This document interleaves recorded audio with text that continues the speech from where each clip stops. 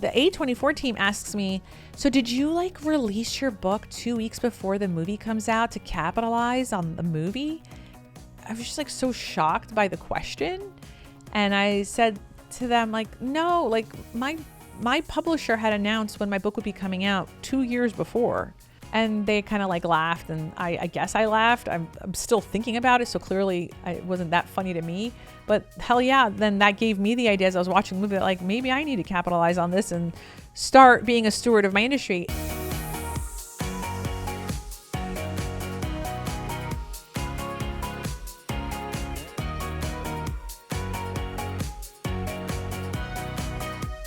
Hey, it's Matchmaker Maria. Welcome back to the Ask a Matchmaker podcast. And I'm here alone because this is going to be a solo episode. So I'm going to be real with you all. If you're listening, if you're watching me on YouTube, I think I want to try it out solo for the next few weeks. I mean, I'm also traveling the next few weeks, and I will tell you more about that. But something that I've been thinking about over the last couple of months, and I have talked to some loyal listeners privately, is I think I want to do some more solo episodes, and, you know, here and there I'm going to have guests, but I also just want to answer your questions. So when I say solo episodes, think more hotline episodes, which means I get to answer your question directly. I'm getting a lot of questions since the book came out, and I really want to answer them. And I really want to just have more intimate conversations with you. I mean, I feel like you learned a lot about me reading Ask a Matchmaker. And if you've yet to read the book, it's called Ask a Matchmaker, Matchmaker Maria's no-nonsense guide to finding love, and it can be found at all bookstores, but also your favorite audiobook listening app, be it at Audible, Spotify, it's all there, and I can't wait for you to listen to this voice for about 9 hours. I talk a lot slower, but I have discovered from many people that know me well that putting me on 1.2 speed is the actual Maria speed, not the reading speed. I definitely, though, wanted to take this time to kick off a solo episode. Today is not a hotline, but I do want to talk to you about the last few weeks that I've been having. And I also want to talk to you about a movie that came out a couple of weeks ago. Now, I am recording this a couple weeks before this episode comes out, but I know that certain things have been happening, and I think we should talk about it. All right, so let's talk about the book. The book came out on May 20th, and since then, thousands of you have read it, and that is just so incredible. Welcome to my world. What's been interesting, though, is the conversations that I'm having with people that are DMing me about it, calling me about it, texting me about it, emailing me about it. It has been so interesting to have that experience because I remember how I felt before the book came out. My biggest worry was, oh, geez, I hope they like it. I hope I don't get ripped to shreds by people. I don't know. I just I think any author that's written a book feels a sense of insecurity because now it's out there. And then the day the book came out, I felt this crazy sense of calm. I'll confess to you that I spent up until 2 p.m. that day, because I didn't have to leave my house before 2 p.m., I actually did not get up to brush my teeth, do my face, and get dressed. I was just in my pajamas with my laptop in front of me. So unglamorous. Just taking it all in because finally people were listening to the Audible, or the book on Spotify, or they had their book coming in from the mail and people were posting it. And you just have so much attention on you at once, something that you've been building up for your audience and your friends and your family for that long, and you're just trying to get everyone on the same page to like, hey, promote it, share it, tell your friends, tell your mother, you know, whatever it is. And it was just out there. I will also confess that I listened to Beyonce's song, I Was Here, like probably 10 times on repeat, just belting it out in my room because that kind of calmed me down. It made me feel like I just hope this book gives one person a different mindset in how they date. Maybe that will change their lives for the better. And that made me feel at peace. But then as the days went on, that's when I realized like, okay, now that the book is out there, now that more people are reading it, now that's their own perception. That's your baby out there and they're going to judge it, and that's okay. You know, it's out there. I can't make it be something that it's not. It is what it is. What I found interesting was that there were people reaching out to me who read the book or heard the book who were not the typical audience that I think the book was intended for. or that I expected to reach out to me first. And those two groups are men and couples, or people that are, let's say, in relationships or married. So let's talk about the men that reached out first. I had no idea that I had, I know that only on my social media at the time of recording, I think I only have 7% of men following me, which, by the way, what a major green flag that you're following me, I think. But they all bought the book and they're all reading this book and they're coming at me with emails and DMs about how, like, okay, I'm going to do this now. And I just found that really interesting that they received the message. And that made me feel really happy and even hopeful, because maybe they'll tell a friend, or like a male friend. But also I hope that they exhibit some of the characteristics that I encourage for men to exhibit in the dating space, because that means then that we can fix dating. You know, if we start with this 7% of men buying the book, you know, maybe it slowly grows and they bring it to their friend, and it helps how people interact with each other in the dating space. Chrissy Rutherford, who was the moderator at the 90-Second Why event, you know, she said to me, I hope this book replaces The Rules, which is another book, but it was pretty monumental in how it changed people's dating behavior back in the, let's say, 2010s, so early 2000s, 2010s. So I just said, listen, girl, from your mouth to God's ears, I would hope that would happen. And I have good news. Next week's episode will actually be the recording from the 92nd Street Y. So you'll get to listen to just Chrissy being absolutely wonderful and the questions that she asked. And I think I'm pretty good too. It was a really amazing, it was honestly a humbling experience just being in that space. To me, the 92Y is one of the most iconic stages in the world. It's a cultural institution. And to get to be on that stage was, I couldn't believe I scored that opportunity. And I also couldn't believe that I got to share that stage with someone that I feel safe with and I just respect so much. Chrissy Rutherford was just simply amazing.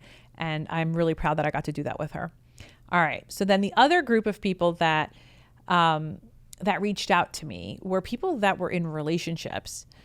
And I thought that was an interesting group because they were telling me things that I didn't expect, which was some of them told me that they're going to couples therapy after having listened to the book together. Like they had pressed play on the book audio app and they experienced it together and they're like, okay, we need to talk about this. So they started looking for couples therapists. That didn't happen just once. That happened multiple times across a variety of couples. And I did ask them to, like, you know, can you reach back out in a couple of months and tell me how that's going? But there were also a few women that are in relationships and or married that said that the book gave them courage to get a divorce. And that is just something I didn't even plan for to happen. And I asked more questions, like, you know, well, explain to me what's going on. Like, that's such a monumental decision. How can your life just change because of, you know, this one book you read? And there's two women that said that they're filing for divorce upon reading the book. Just saying that out loud, because that's like weird to me. They both shared the same sentiment. These were two women that don't know each other, that live in different cities, but they said that the book laid out in the compatibility pillars where they could finally, on a granular level, go through each of their values among the compatibility pillars. So if you haven't read the book, there's 5 compatibility pillars: physical, spiritual, intellectual, financial, and emotional. And so as they were putting their values under each pillar and they were asking themselves, well, here's what I want. And also here's what I need from a partner. So here's what I can express. And here's what I need from a partner. Here are my expectations. And where do those expectations come from? And are they reasonable? And also, what can I provide? And what are my limitations and my boundaries? And what makes me feel mutual respect and mutual admiration for my partner? So all of these questions started to come up. They started to see that the reality they were living in, I mean, one of the women even has kids, The reality that they were living in was not what they wanted for the future, that they had gotten to a place where, they still maybe love their partner, but they no longer like their partner. And they were also coming to terms with, well, how long have I not liked my partner? And if you are a listener of this podcast, you know that I end each episode, and I also end the book by saying, be lovable, but more importantly, be likable. And that really resonated with those people. And like I said in the book, like I've said in the past on the podcast, people do not divorce for lack of love. It's almost always for lack of like. So experiencing that sort of feedback, and I'm talking about like 2 weeks out of the book coming out. I don't know what's ahead, but that was just really eye-opening. It also, again, made me feel hopeful, because I don't want someone to be in a relationship or a marriage where someone is unhappy or doesn't feel safe or doesn't feel the respect that is owed to them in a house that you might share with someone. And it made me feel hopeful that, okay, so now they know that this is why it's not working. You have the language, you have the vocabulary. That sort of acknowledgement of that vocabulary will certainly shift things in our perspective. What comes next for them? And I think it will only be better. I want it to be better. And I think that's what they're hoping for, which is why they're taking really monumental steps towards their future. So that was really interesting to experience in the first couple of weeks of the book coming out. Now I'll tell you, on a more vulnerable side, I think when you launch a book, it's like having a baby, in the sense that, one, it does feel like your baby. Like you really, when I had children, I remember the feeling of saying, like, when you have kids, it feels like your heart is outside your body, right? And that's what it feels like to have kids. Like my heart is literally just, running to the swings, going up on the trampoline park, throwing a birthday, like, that my heart is outside my body and I'm just trying to protect it. Similarly, that's how I feel about this book. Like I feel like my heart is out and there it is. And I never realized how much I do talk about my husband a lot in this book. This book is a book of stories and with, social commentary and dating advice infused into it. But a lot of that story is how I met my partner, how I manifested him and all that stuff. And I know how much I talked about George. I told George how much I talked about him as I was writing it. Like there were certain parts where I triple checked, hey, are you okay with me saying this? I'm talking about your parents, or I'm talking about this. Like, are you cool with, there was not a single objection on his end. But now I'm currently experiencing my husband reading the book. And that has been really crazy, because it's almost like I know he likes me, but it's almost like he loves me more, because I do show my love and I show how much I like him. That's just like who I am. And I think that's also who he is. But I think he's feeling really touched, and he's just being like, what an incredible partner. I just feel so lucky that I get to experience this with him, and that he's just cool with everything. Not that I ever felt that he wasn't going to be cool with anything, but I did put a lot out there, and he told me that he listened to, I think, chapter 5 like 20 times. It took him a week to get past that chapter, and I'm like, what chapter is that? Is that where I talk about you? Is that where I manifested you? And he's like, yeah, like I had read it when we first started dating, because you shared it with me at our 6 months, but I didn't think about it again. And now I'm listening to you say it on the audiobook app, and it's really nice to hear. Like it makes me feel good. And I'm now thinking about all the women that, you've done these manifests with, which is, well over 1,000 women.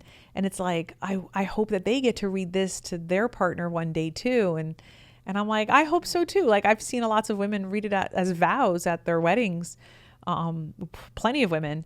But I think that was just really nice to get that sort of, not only the male perspective here, because obviously George is a man, but also like my spouse's perspective. And I love that I get to share that with you here on the podcast. So while this is all happening, there were other things happening, almost kind of like two freight trains just colliding into each other. In fact, it might be three. So the day the book came out was also the day that Stanley Tucci's new show came out, I believe on Hulu. And it was so interesting because I don't know if Stanley Tucci has ever heard of the Stanley Tucci theory. Maybe by the time this recording is out, he has. Let's all manifest it, ladies. I want him to hold the book and actually read that paragraph on himself. I think he's heard of it because I remember someone reaching out to his team and their team was like, that's weird, but okay. Well, the thing that was happening at the same time as the book coming out was the promo for the movie, The Materialists. And I got invited to the private screening before the movie came out. And let me tell you about that experience. So I went to the private screening exactly 1 week after my book came out. And I go into this room and it's just full of journalists because they're all there to review the movie because they're going to write pieces on the movie. And I knew I'd probably be the only matchmaker at this screening. There was another screening 2 days later where 2 other matchmakers were invited, my colleagues. And I was just like, I was on the high of the book. I know that the following day I'm going to be at the 92nd Street Y. So I feel like that girl. So I go in there with my heart earrings and my heart purse and I'm like, hi everyone, I'm the matchmaker. I have, if you ever see me, ask me for these. I have Matchmaker Maria date mints and I'm just like passing them out. Like, do you need a mint for the movie? You know? And right before I sat down, I'm talking to the A24 team and, you know, they were also really excited about the book too. And because I was kind of bringing this excitement, like, oh my God, a movie about a matchmaker. This is amazing. I can't wait for my industry to be talked about. Because again, if you are listening to this podcast, you know that a few weeks ago, I actually had my sister on this podcast, who is also a matchmaker. And we watched the trailer together and talked about the ins and outs of our industry. And that's such a fantastic episode because I believe that Crystal and I did a great job of being stewards of the industry. So if you haven't heard that episode, go back to that. That's a great episode. I really love that episode. But anyway, so the A24 team asks me, so did you like release your book 2 weeks before the movie comes out to capitalize on the movie? And I was just like so shocked by the question. And I said to them, like, no, like my publisher had announced when my book would be coming out 2 years before. I remember posting it sometime in like April of 2023. And they kind of like laughed and I guess I laughed. I'm still thinking about it. So clearly it wasn't that funny to me, but hell yeah. Then that gave me the idea as I was watching the movie, that like maybe I need to capitalize on this and start being a steward of my industry, not knowing what I'm about to watch. So if you have not watched The Materialists, you can pause this podcast right now and come back to it after you go watch it. And then we can talk about it because we're about to do some spoiler alerts. Okay? All right. If you're still here, you've watched the movie or you have no intention of watching it, we're going to talk about it. Okay. So the movie follows, let me tell you first what my expectations of the movie were going to be going into it, just based on the trailers. So in the trailers, we see that there is a character named Lucy, played by Dakota Johnson, and she is a New York City matchmaker, and she has no problem going up to people on the street and being like, I'm a matchmaker. Are you single? I'm a matchmaker. And that's the whole thing. And she is celebrating her 7th wedding or her 9th wedding with like a cake. Like they're throwing a party that's like bigger than most corporate companies, non-matchmaking related, would throw for like a Christmas event. Which I thought was really funny. I've never thought to buy a cake for a wedding. Anyway, so my expectations of the movie before coming in were I'm going to see a matchmaker and she is a single matchmaker, which I understand the psychology behind that. I was once a single matchmaker, so I get it. And she meets 2 characters. She meets a new man who is wealthy and is Pedro Pascal, who's absolutely stunning. And then she meets Captain America. Well, it's actually Chris Evans, but in my mind, he's Captain America. But she meets Chris Evans, who is her ex-boyfriend. I don't need to know much about his past. I can tell from the trailer that he's a waiter. So we're talking about different socioeconomic statuses. And that's it. Like she's basically, in my mind, I'm thinking she's going to choose new guy versus old guy. That's it. There's money and there's no money, but there's new guy versus old guy. And she is a single matchmaker. I really went into this movie thinking that this movie was going to be, yes, her job title is matchmaker, but it's not the entirety of the movie. I really thought it was going to be romantic comedy in the sense of like Wedding Planner. Do you remember The Wedding Planner with Jennifer Lopez and Matthew McConaughey? Like, yes, it's about wedding planning in the beginning, but then it's about this woman who, yes, she's wedding planning, but she's also falling in love with the client, she didn't know would be her client, because she thought it was a doctor. Wow. If you haven't watched The Wedding Planner, that was like a 20-year late, spoiler alert. I'm not even apologizing for that. Anyway, so this is what I guess my expectation was, that it's more going to be about love and less about matchmaking. And holy shit, was I wrong. It was a lot about matchmaking. I think the movie is about 70% about matchmaking. And, they say these certain sentences that are sometimes used in my industry, but not typically. So for instance, she calls Pedro Pascal's character a unicorn.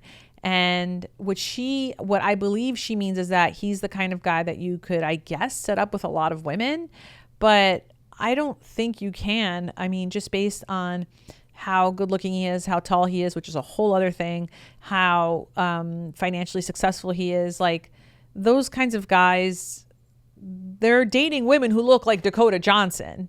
So the idea that he's a unicorn, that he can just go with anyone, is like, that's not okay. But she also lays out a few things of like how her matching is. So like that she talks about in matchmaking that people to have good compatibility need to be several things. And I'm not saying I 100% disagree with this. I just thought that the layout was just really interesting watching this as a professional. So she talks about how her character talks about how people need to be from the same socioeconomic circle, need to have a similar upbringing and similar level of attraction. And I don't think that's necessarily inaccurate. I think we talk about this to death in the book, Ask a Matchmaker, which is that, for instance, financial compatibility, which is measured on your lifestyle, it needs to be complementary to each other, right? And if you really want to be honest about it, it might mean that you have a similar socioeconomic circle. She also talks about them having a similar upbringing. Again, the books talks a lot about how a lot of the values that we think we hold, we learn from our parents who might belong to maybe a homogenous group or, centered around a church, temple, synagogue, mosque, whatever. Those people might be similar to you in the sort of values that they deem important. So I thought that was, I was like, okay, it's just, I think the delivery was interesting, I guess. So then what happens in the movie is that she has a female client and that has hired her, and they're looking for men for her. And this woman, I mean, she's I don't want to say desperate, but that is how they're depicting her, which is, she just wants to meet the guy. I think she's 39. I think she really wants to get married and have kids. And she's just like, give me someone. Like, she's kind of screaming at her at a cafe, which was crazy. And I get it. The matchmaker just wants to set her up with someone amazing who has similar goals in mind. And she meets a guy and she sets her up. And what we would find out the following day is that woman client got assaulted. And then when she finds out, her boss tries to say that this is, I want to say, she says it's like normal in our industry, but she's like, this happens. And I'm just like, that kind of like shocked me a little, because I've been a matchmaker for 17 years and, knock on wood, that hasn't happened. And I don't have that many colleagues in my professional circle where that has happened.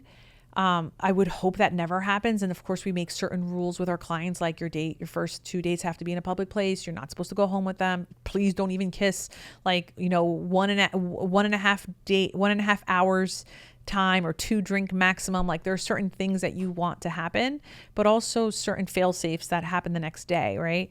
So instead, Lucy finds out that this happens and she runs to the bathroom with her matchmaker notebook where she's taken notes on the match that she set up her client with. And the one thing that shocked me at that moment was that she just had 3 sentences on the page.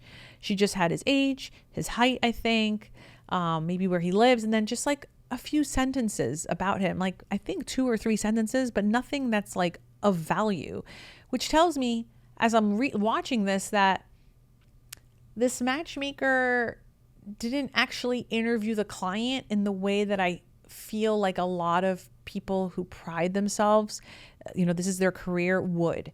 And what that means is that most matchmakers I know will spend about an hour talking to potential matches, right? Maybe, at least 30 minutes, but up to an hour.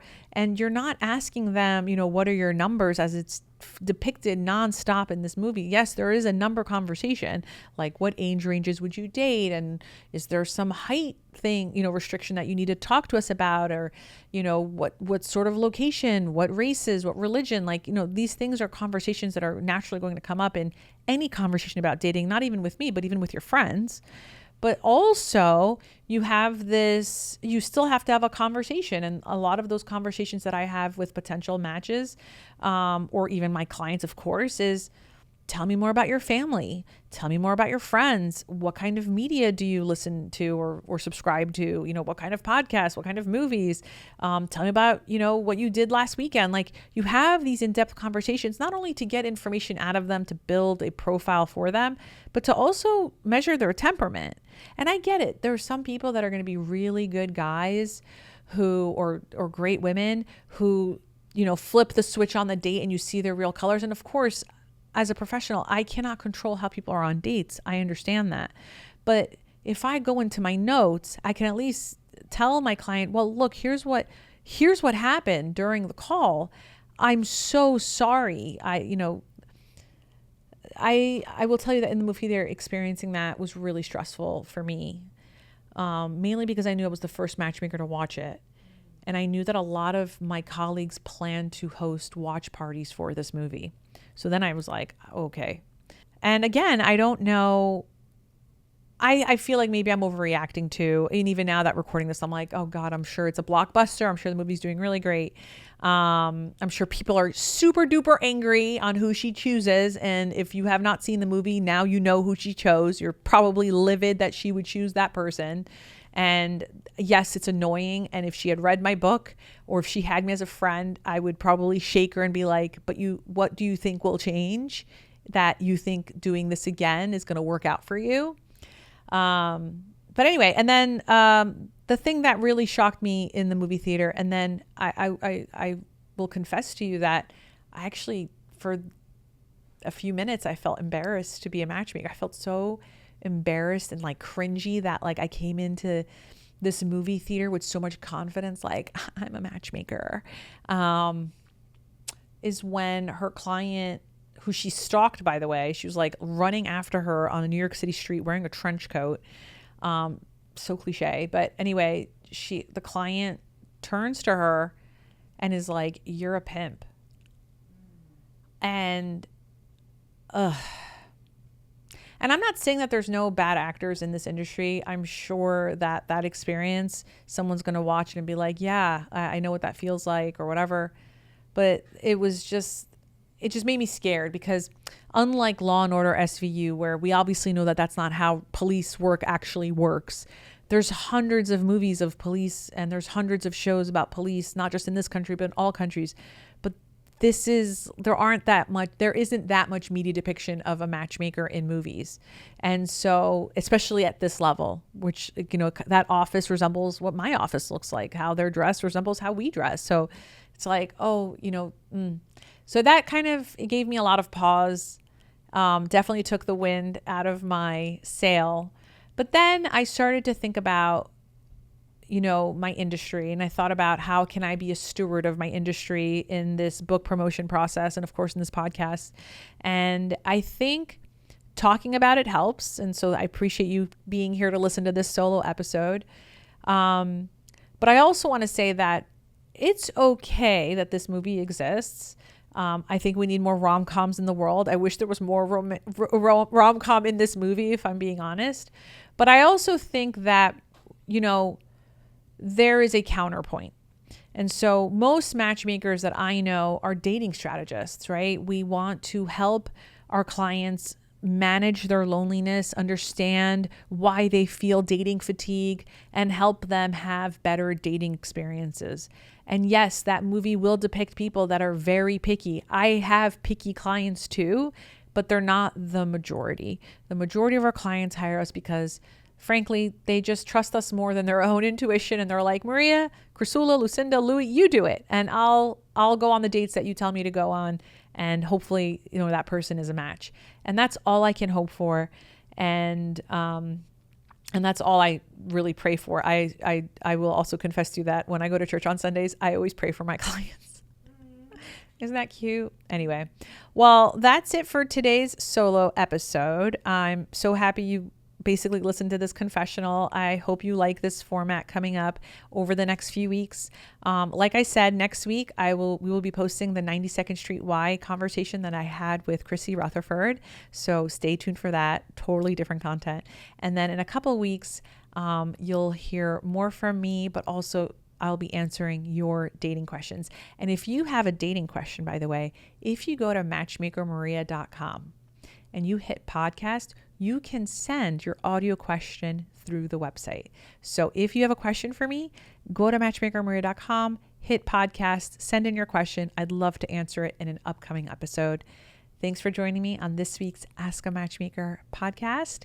Be lovable, but more importantly, be likable. See you next week.